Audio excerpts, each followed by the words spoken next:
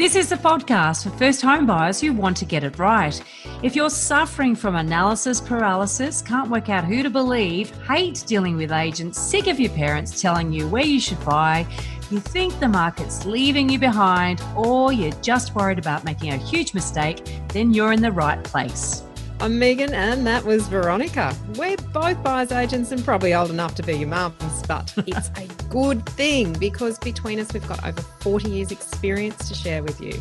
Together we're going to make sure you get unbiased and real information that you can rely on so you can get where you need to get without missing a step. This is your first home buyer guide. If you'd like to know how we can help you buy your first home and avoid a whole heap of nasty pitfalls, head on over to the website homebuyeracademy.com.au, and there you'll find free checklists to download, a free mini course on how to price a property, and our where to buy tutorial for only $39. Priceless stuff, really. Absolutely, but before we get into the interesting stuff in this week's episode, here's the boring stuff, the disclaimer. Everything we talk about on the podcast is general in nature and hasn't taken into account your personal circumstances, so should never be considered to be personal advice. We always recommend getting the advice of a professional in their field of expertise. Now, this could be a buyer's agent, a licensed financial advisor, or a mortgage broker, depending on your needs. The content you're about to enjoy is correct at the time of recording, but things are changing on a daily basis. So check with the relevant government authority or your advisors to get the most up-to-date information.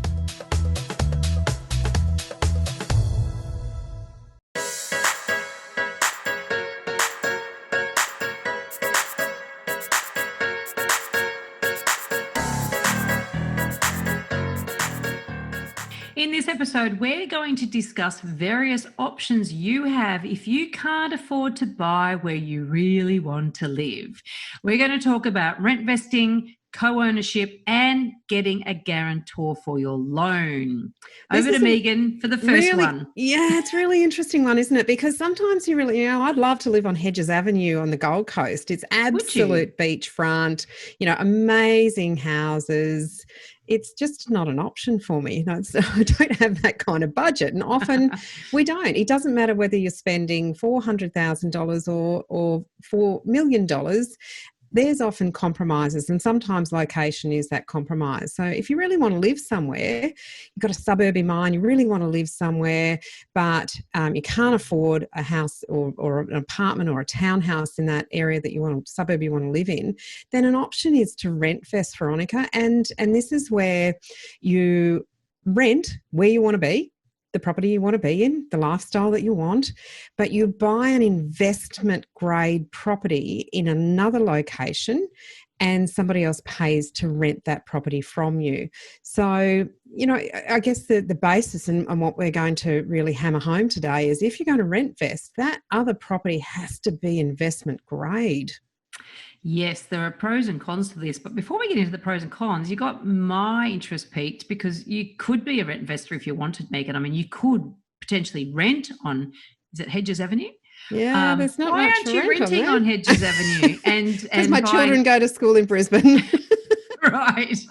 There are other factors at play. Because this rent vesting idea does scale. I have heard of people, living in ridiculously expensive properties that they couldn't possibly afford to buy. And, there's a school of thought that says that's the way to live. I personally, it might be fun for a while, but I do like to be able to hammer the nails in the wall for my own pictures. But and improve things and customise them to your own, and have that longevity. Because Veronica, at the end of the day, if you're renting and that owner wants to move back into their property or they have a need to sell the property, then at the end of your lease, you're going to be looking for another rental property. And I guess that's the thing that doesn't give permanency if you go down the rent vesting path. Perhaps one of the cons that we could add to the list of pros and cons. Yeah.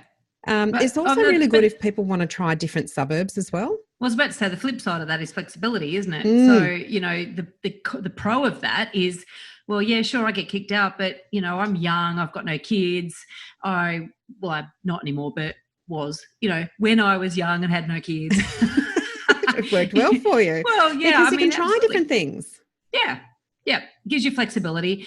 So let's sort of run through, I guess, those pros. So that is one of them that gives you the flexibility to live. And let's face it too, as someone who is not necessarily ready to settle down, which does have connotations of absolute and utter horror and boredom for many people. For some people.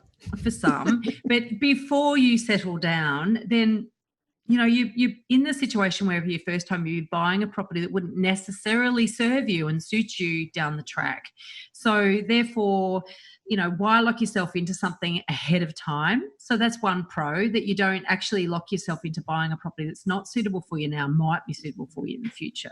Yeah, particularly if you are single and there is hope for love in your future. I remember your story, Veronica, where you said that you had a small one-bedroom apartment because that was all you could afford at the time. But when you then partnered up, it was way too small for you, and there was a great amount of cost in getting yourself out of that property and into a bigger one.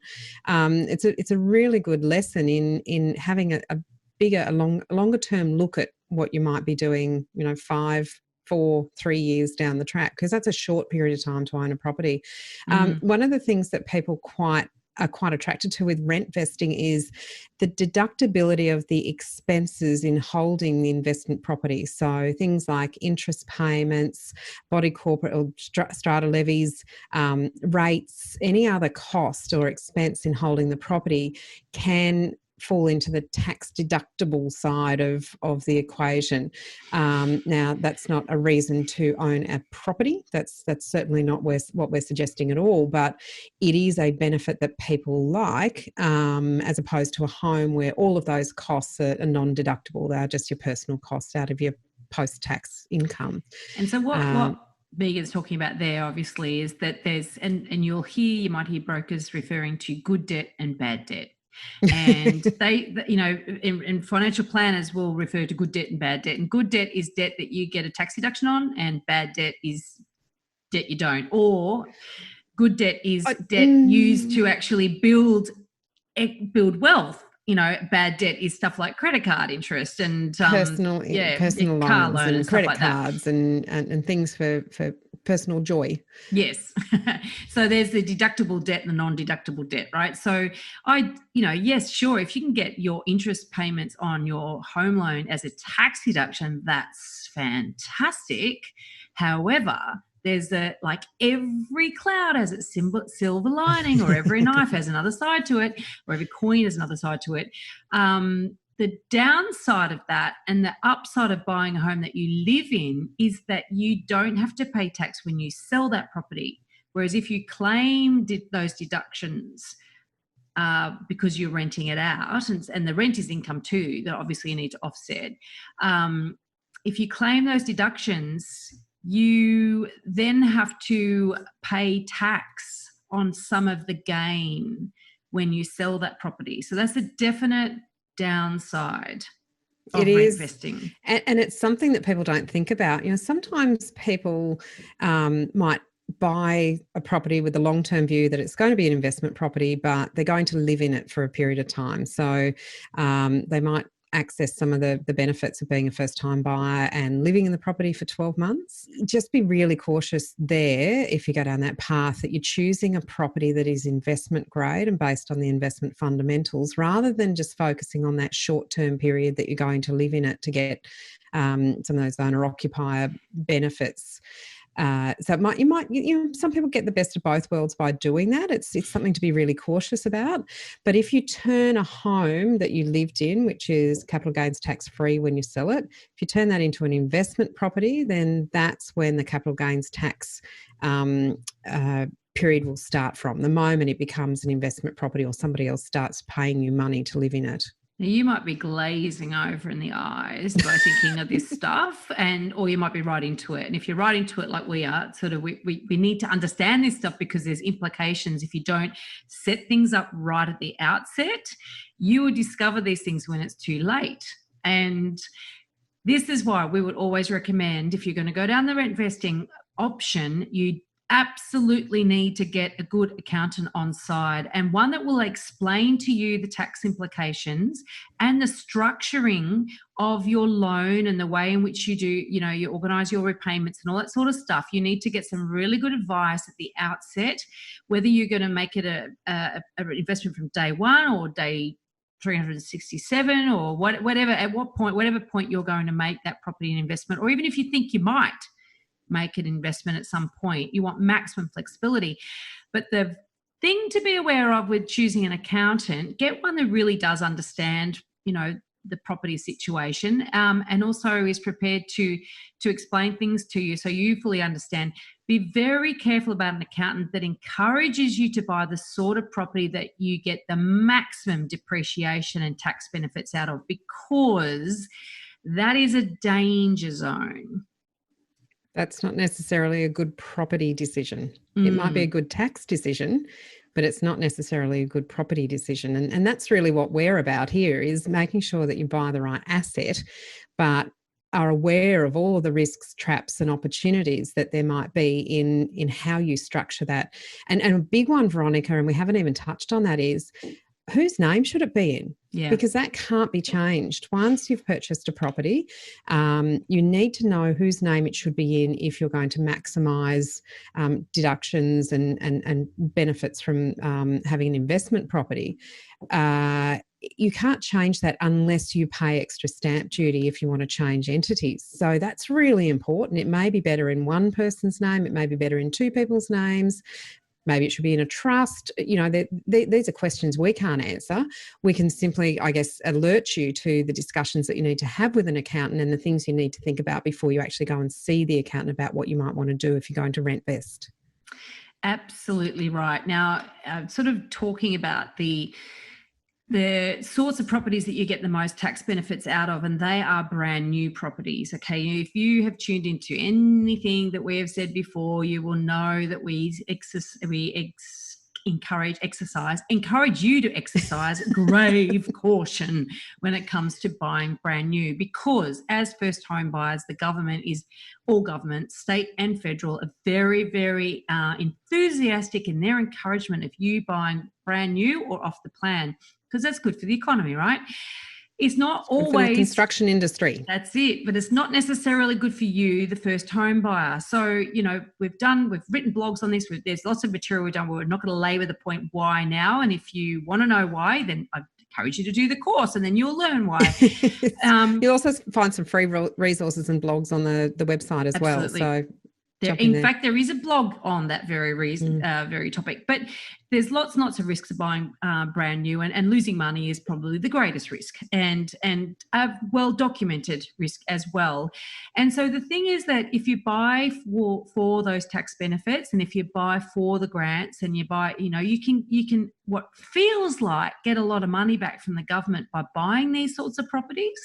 And add to that, you might get rental guarantees offered by developers, and it seems so compelling, but it's a very, very dangerous trap, because you're rent vesting. That vesting bit of the word is investing, and in order to invest, your money needs to become worth more over time. The asset needs to become work worth for more. you. Yes, otherwise don't bother doing it. You just stay renting and spend all your money. Might as well. There may be a lower risk asset class that you can look at. Yeah, totally. So it's property is certainly for the long term, and we harp on that over and over and over again. And selecting an investment grade asset, if you're going to Rentvest, absolutely categorically has to be the primary focus, not somewhere that you want to live or a location that you want to live in. Now, we've got an episode coming up in a few weeks on investment fundamentals, and so just keep your ear out for that one. But also, I just want to touch on a couple of things in Rentvesting. One is that, so some people might just buy the property that they always intend to be an investment, and they stay renting, and they intend to keep it for for the long term, which is great because property is for the long term. But they have an intention in their mind to actually buy their home to live in at some point. So you do need to plan for that, because you need to be aware that you are going to be able to sustain another mortgage. And maybe that's because you're currently single and you think, I'm going to pair up with someone, and that's, and that's potential that way. Maybe you're on a career trajectory and you've got some big pay rises in the future or whatever. You have to think, if that's your plan, that I do actually want to buy my own home, I don't want to stay renting, and I don't intend to sell that first one, then you do have to have a bit of a plan in place and be pretty clear that that's a very good possibility that you'll be able to afford what you want down the track. Because otherwise, by rent vesting, and this is one of the dangers of it, when people get into the market too quickly, so they get in as soon as they can afford to buy something, and they say, look, I just want to get in and I'll buy as soon as I can buy something and it's small. But it becomes a noose around your neck, or an anchor tied to your foot, basically, down the track. And you realise that you can't actually leverage that. You can't actually make enough money out of that by selling it, or you can't borrow against it. It basically becomes a problem for you that you have to get rid of before you can buy the home that you want. And so you've got to be very careful you don't get trapped like that. Yeah, you need to know your timeframes too, Veronica, because if you have plans to just live in it for a year, then rent it out and then buy another property, you've got to really understand what your equity position would be by then. And nobody has a crystal ball to say the market's going to go up by X%, or because it has done this in the last 2 years, it's going to do that in the future. So if you're relying purely on equity gain in a short period of time because the market's having a good solid run, you want to have maybe plan B around that. And then from a servicing point of view, I'd be having a chat with your broker when you're doing your borrowing capacity for the first property. Have a chat with the broker around, well, if I was to buy a second property and, using some assumptions, my income had gone up by X, or I'd got some bonuses, or I had this amount of equity, how much would I then be able to borrow? Because having those discussions now is going to get you in the right frame of mind and thinking, well, what do I need to change if I do want to buy a home in 2, 3, 4 years' time? How do I prepare for that and get myself in the best position to do that? And is buying this property now the best decision that I can make for that long-term plan? Yeah. And then there's the other real long-term planner who says, right, well, I'm going to buy the house that I want to raise my children in now. Yeah. And it's a bit like it's like the downsize. It's like the person saying, right, well, I'm going to retire in 10 years. It's the other end of the spectrum here. I'm going to retire in 10 years and I'm going to move to the country or to the beach or whatever. I'm moving out of the city, and I'm going to buy now for where I'm going to live in 10 years' time. Well, you need to have a pretty good crystal ball to be 100% certain that you are going to want the same thing in 10 years that you want now. And that's always the scary thing with buying your future home well in advance of when you need it. And there's things that you can't anticipate. So those retirees that think they're going to have a sea change and they move out of the city and their kids stay working in the city and become adults and have children, suddenly there's grandchildren that you want to be visiting, much more often than you ever anticipated that you would. And when you're single or when you're a couple before you have children, you don't really put a lot of thought into, well, what school would they go to? What sort of community do I want to be involved in? And those are the sorts of things, if you are looking to the future and you're buying a property now for the future, you got to really think through questions that you couldn't have even anticipated that you would need to answer. That's the problem. You don't know what you don't know, and then you don't even know that you're going to be worried about stuff like that. But there are some older first home buyers, and that's the reason, these are people not old enough to be our mums. They're probably old enough to be our sisters and brothers. And, and they often, I talk to that generation of first home buyers is thinking about, well, I'm going to buy my retirement plan now. And I think that is a danger for them to be thinking about doing that. They want to be really, really certain that that's the right thing for them, and that's really where they want to be. Absolutely. Well, I think we've at least covered a lot of the rent vesting sort of pros and cons. But the other thing that you can do if you can't afford to buy where you want to live is maybe look at a parental guarantor. Tell us a bit more about that.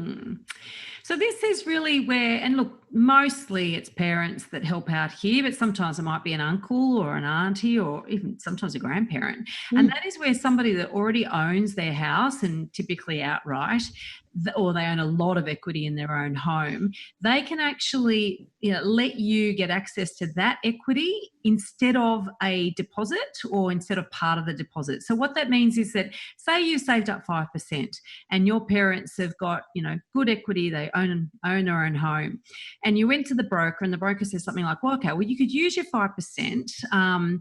And in order to avoid paying lender's mortgage insurance, if your parents went guarantor for you, and that means that gives the bank security against the loan, then you can borrow less than 80% and not have to pay lender's mortgage insurance. So there's a definite plus for people who can avoid that additional cost and be able to get into the market sooner, assuming that they have the income and the capacity to fund the mortgage, right, to pay that mortgage. And it's the whole 95%. It's not that they're only paying the mortgage on the 80%. It's just the equity that they're using from the parental guarantor, the guarantor. Yeah. You're still paying the repayments on the 95% if you've only got a 5% deposit. Absolutely. But in fact, you've got to remember there's other costs. So if you buy an established property, you've got to pay stamp duty and other bits and pieces, right? So generally, like if you're talking to an investor who's doing something like this, they'd be borrowing 105% of the cost of the property because they'd be borrowing the additional costs as well, the purchasing costs, right? So this is the way that some buyers do get onto the property ladder with no deposit. And that is because their parents will basically, they've got the equivalent of at least 25% of the value of the property that you want to buy in equity in their home. And so they go along to the broker with you and put in all the paperwork and stuff. So it sounds compelling. It sounds like, well, why wouldn't I do it? So there are some cons. There's, the pros are obvious. You can get into the market quicker, and you can avoid paying lender's mortgage insurance. Totally great. So that could be an $8,000, $10,000, $11,000, $12,000 saving if you're not paying lender's mortgage insurance. But let's talk about those cons, risks, the cons, the things that might go wrong. Well, what if your parents aren't that well off? All they've got is their house, and then something happens to you and your ability to repay the mortgage, or something happens, i.e. you buy, God forbid, you're listening to this podcast, hopefully you're going to do your first home buyer guide course. You will not buy a bad asset. But what if you did buy a bad asset that went backwards and the bank said, right, you now need to actually stump up some extra cash so you can stay above the loan to value ratio? I mean, these things do happen, right? Say you got divorced. Like, say, you've got, or what if your siblings get a bit peeved? Because like, well, hang on, mum and dad just helped you and there's no equity left in their house to help me. So the pressure. Or I bought that property on my own and I didn't have to go to mum and dad for any help. I didn't get a leg up. Where's my early access to the inheritance? Yes. So it can create problems. And if you don't have agreements in place, potentially the parents might be thinking, well, you're going to squirrel down and you're going to spend all your extra cash flow you're going to use to pay down that debt as quickly as possible so you get above that 80% threshold so that you can release them and release the hold on their property.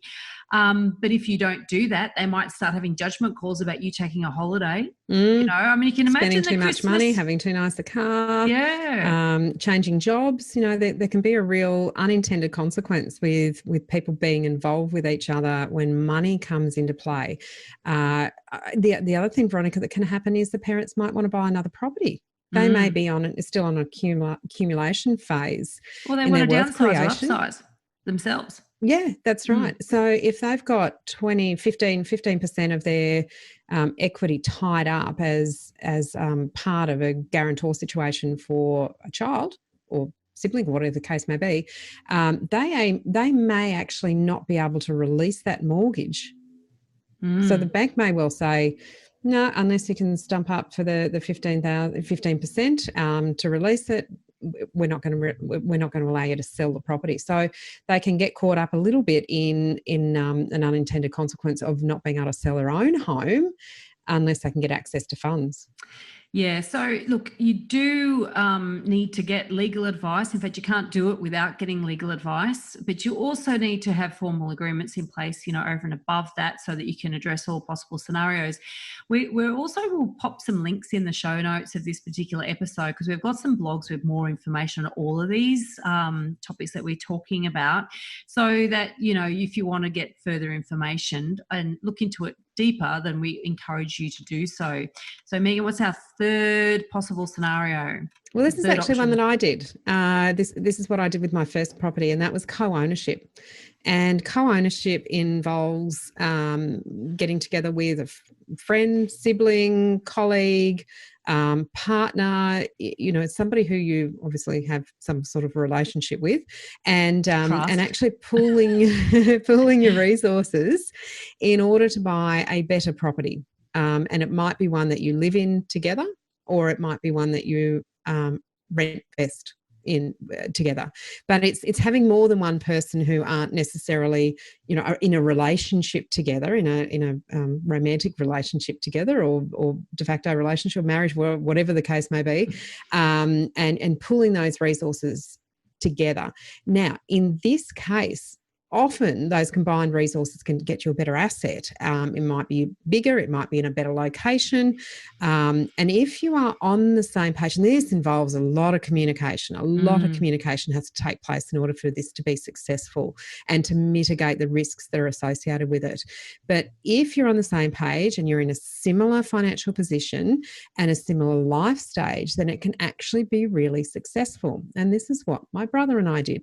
So my first property, I was out of uni for about 18 months, desperate to get on the property ladder. Had mum and dad had instilled in both my brother and I this understanding about how property can be an asset and can help you in life. And so we sat down, the four of us, and had a chat and worked out that we could pool our resources, we could buy a property, I could renovate it.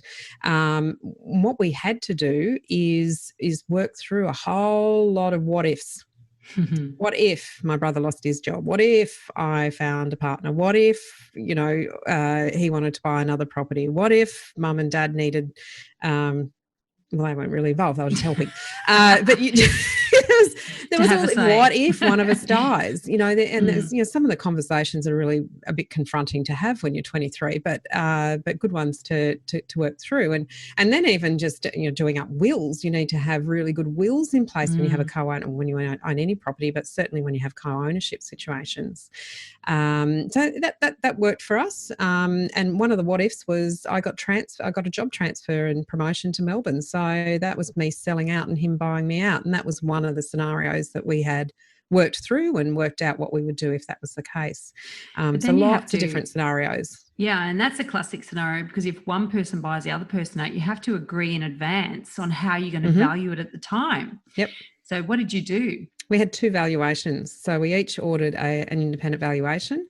We did have an agent have a look at it, but that was the decision that we had made, was two valuations, and we took the average of it. Yeah. And I think it's always important to have those conversations and work out your methodology before it's emotional. Because you can think a lot clearer, be a lot calmer about the actual agreeing on things at that point. Absolutely.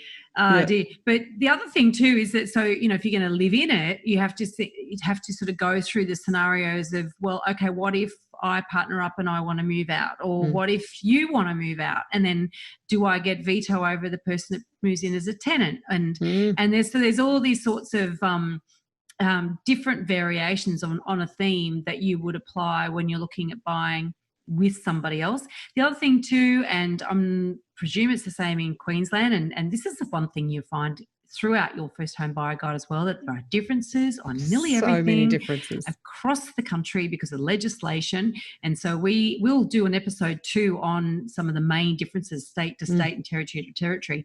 But in New South Wales, for instance, on the contract to sale, there's the defaults to, if two people are buying a property, it defaults to equal ownership.